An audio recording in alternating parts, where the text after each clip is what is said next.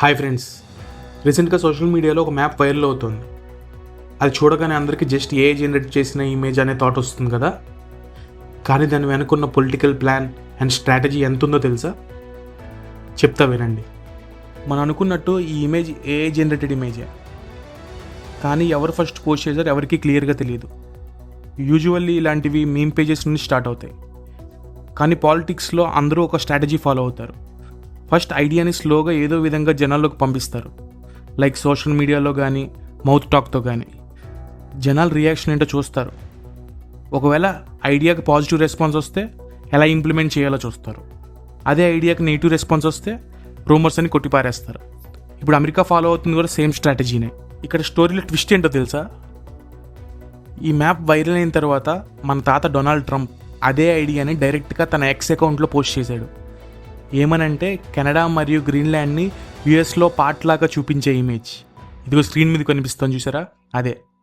Timing చూస్తే కోఇన్సిడెన్స్లా అనిపించట్లా. ఎందుకంటే మన తాత స్టైల్ మనకు తెలిసిందే. ఏదైనా వైరల్ టాపిక్ దొరికితే దాన్ని వదులుకోడు, ఆ టాపిక్ని ఇంకా పెద్ద చేస్తాడు. ఇక్కడ ఒకటి క్లియర్గా అర్థం చేసుకోవాలి. ఈ పోస్ట్ చేసింది ప్రజెంట్ యుఎస్ ప్రెసిడెంట్ కాబట్టి అది జస్ట్ నార్మల్ ఒపీనియన్ పోస్ట్ కాదు. ట్రంప్ తాత ఫ్యూచర్లో ఏం చేద్దాం అనుకుంటున్నాడో అది పోస్ట్లా పెట్టి జనాల రియాక్షన్స్ ఏంటో టెస్ట్ చేస్తున్నాడు. And at the same time జనాల మైండ్ని ప్రిపేర్ చేస్తున్నాడు ఫ్యూచర్లో ఇలా జరగచ్చు అని. 2019లో గ్రీన్లాండ్ని కొనడం గురించి ట్రంప్ తాత ముందే చెప్పాడు. అప్పుడు అందరు నవ్వారు, కంట్రీని కొనచ్చా అని జోక్స్ చేశారు. కానీ ఇప్పుడు ఆర్కిటిక్ ఇంపార్టెంట్ పెరిగింది, ఐస్ మెల్ట్ అవుతోంది, షిప్స్కి న్యూ రూట్ వస్తుంది, ఆయిల్ గ్యాస్ వాల్యూ పెరిగింది. సో అప్పుడు ఫన్నీగా అనిపించిన ఐడియా ఇప్పుడు సీరియస్ థింకింగ్లా కనిపిస్తోంది. అసలు ఈ పోస్ట్ యూఎస్ పీపుల్కి, ప్రపంచానికి ఒక స్ట్రాంగ్ మెసేజ్ లాంటిది. యూఎస్ పీపుల్ దృష్టిలో అమెరికా ఫ్యూచర్ కోసం ఆలోచిస్తోంది. ప్రపంచం దృష్టిలో ఆర్కిటిక్లో అమెరికా సైలెంట్ కాదు, ఏ ఎక్స్టెంట్ కన్నా వెళ్తుంది అని.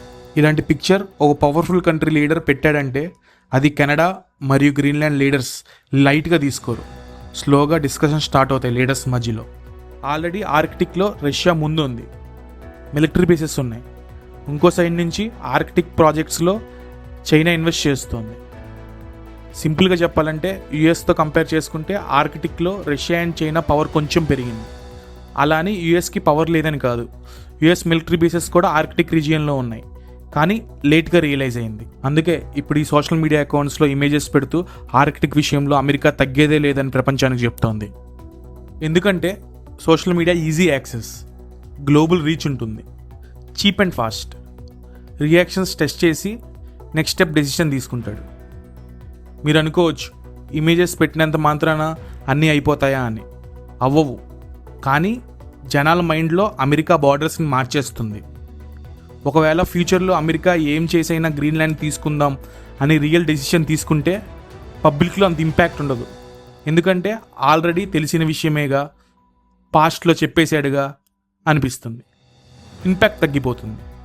సో ఈ మొత్తం స్టోరీలో మెయిన్ పాయింట్ ఏంటంటే AI map and Trump post రెండు కోఇన్సిడెన్స్ కాదు, ఫన్నీ కాదు. ఫ్యూచర్లో అమెరికా ఏం చేయొచ్చు అని ప్రపంచానికి ఇస్తున్న హింట్. దీని మీద మీ ఒపీనియన్ ఏంటో కామెంట్ చేయండి. వీడియో నచ్చితే లైక్ చేయండి. ఇలాంటి కంటెంట్ కోసం ఛానల్ని సబ్స్క్రైబ్ చేయండి.